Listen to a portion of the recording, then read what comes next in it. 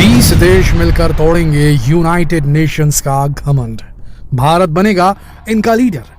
भारत की बढ़ती साख और यूनाइटेड नेशंस के घटते रेलेवेंस को देखकर लग तो कुछ ऐसा ही रहा है।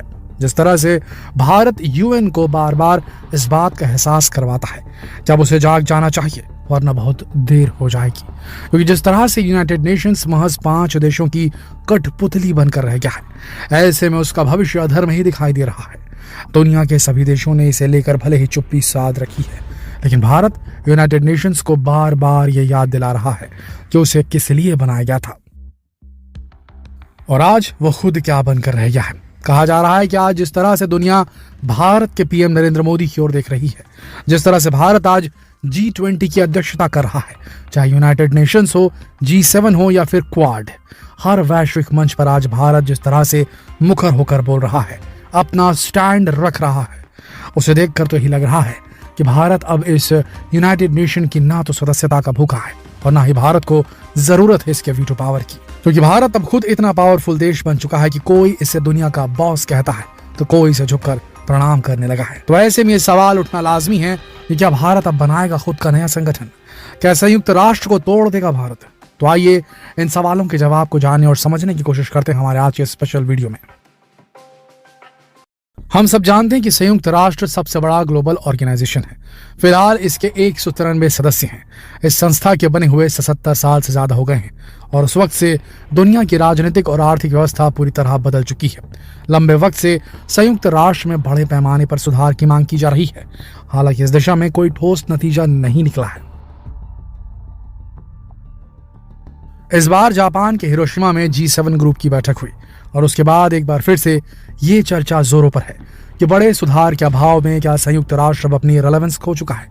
ये तो आप जानते ही हैं कि भारत इस बार G20 की अध्यक्षता कर रहा है। ऐसे में दुनिया का एक जिम्मेदार देश और यूनाइटेड नेशन का सदस्य होने के नाते भारत ये बार बार कह रहा है कि ग्लोबल साउथ यानी कि अल्प विकसित देशों की आवाज को इसमें उतनी जगह नहीं मिल रही है।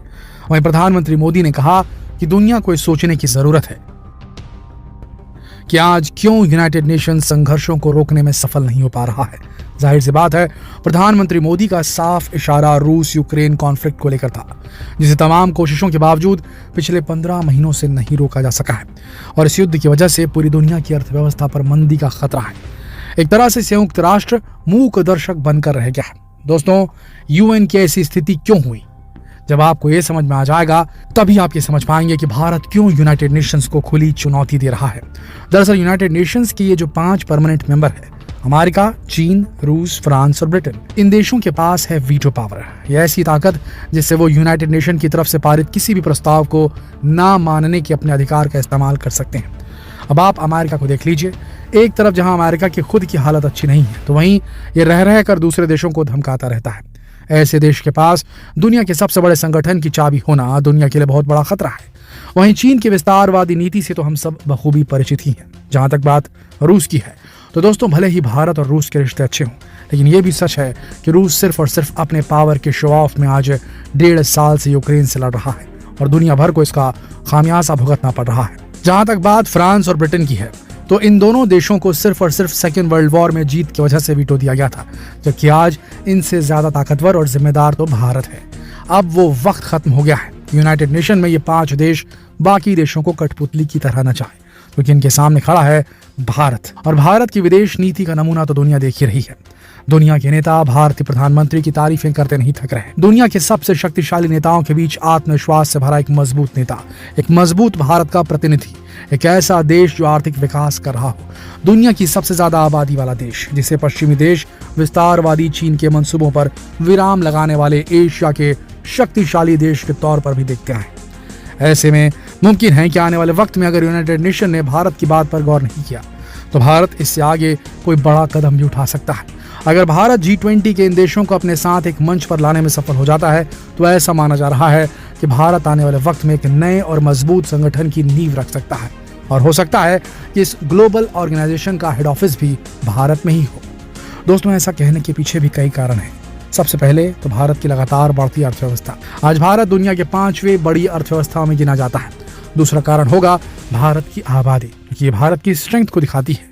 तीसरा, भारत की विदेश नीति, क्योंकि भारत अमेरिका, चीन, रूस जैसे देशों की तरह सिर्फ और सिर्फ अपने फायदे की ही बात नहीं करता। कोई भी कदम सिर्फ अपने फायदे के लिए नहीं उठाता, जिसे आप ऐसे भी समझ सकते हैं कि यूनाइटेड नेशंस में भारत अकेले खुद की सदस्यता के लिए नहीं लड़ रहा, बल्कि जापान, जर्मनी और ब्राजील की दावेदारी का भी समर्थक है। यह दिखाता है कि भारत का नजरिया सिर्फ अपने देश तक सीमित नहीं है। वहीं भारत एक ऐसा देश है जो दूसरे देशों की विचारधारा में इंटरफेयर ना करने की सोच रखता है। आज का दौर भले ही पूरी दुनिया के लिए इंतजार करो और देखो का हो सकता है, लेकिन भारत के लिए देखो और एक्ट करो का वक्त है, और भारत ऐसा कर भी रहा है। भारत G20 की अध्यक्षता कर रहा है, जहां G20 के कई देशों को भारत से उम्मीद है कि भारत उन्हें यूनाइटेड नेशन से ज्यादा मजबूत प्लेटफॉर्म देगा, जहां उनकी परेशानियों को तवज्जो दी जाएगी। दोस्तों, भले ही G20 में सिर्फ 20 देश शामिल हो, लेकिन यहाँ भारत ने गेस्ट के तौर पर दर्जनों देशों को इनवाइट भी किया है। ऐसे में देश भारत आकर पीएम मोदी की कूटनीति को देखने के लिए बिल्कुल तैयार बैठे हैं। ऐसे में ये तो बात क्लियर है कि या तो यहाँ पर भारत को वीटो पावर देने की बात होगी, या फिर सभी देश मिलकर भारत की लीडरशिप में यूएन का एक वैकल्पिक ग्रुप तैयार कर लेंगे।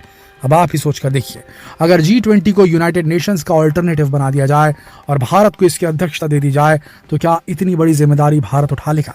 क्या भारत में इतनी क्षमता है कि भारत एक अलग से ग्रुप बनाए अलग अलग देशों का, और उसे यूएन का जो है एक विकल्प, एक ऑल्टरनेट बना दिया जाए, एक ऐसा पावरफुल संगठन जहां वाकई में सारे लोगों के पास वोटिंग की क्षमता हो, एक ऐसा ग्रुप इंटरनेशनल कंट्रीज का जो वाकई में दुनिया की बढ़ती समस्या को एड्रेस कर सके और एक्शन ले सके। क्योंकि अभी जरूरत है एक ऐसे ही फर्म की, इस पूरी दुनिया में एक ऐसे ग्रुप की जो वाकई में पूरी तरीके से दुनिया में उबड़ खाबड़ होती राजनीति, उबड़ खाबड़ होते जियोपॉलिटिक्स को कंट्रोल कर सके, और इस प्रकार की तनातनी को रोकने के लिए एक ग्रुप जरूरी है। क्या इसका फॉर्मेशन भारत कर सकता है, या G7, G8 या जो भी बोल लीजिए G20, इनमें से कोई एक ग्रुप जो है वो अल्टरनेटिव बनकर आगे भविष्य में उभरेगा और यूनाइटेड नेशन को हमेशा हमेशा के लिए तहस नहस कर देगा?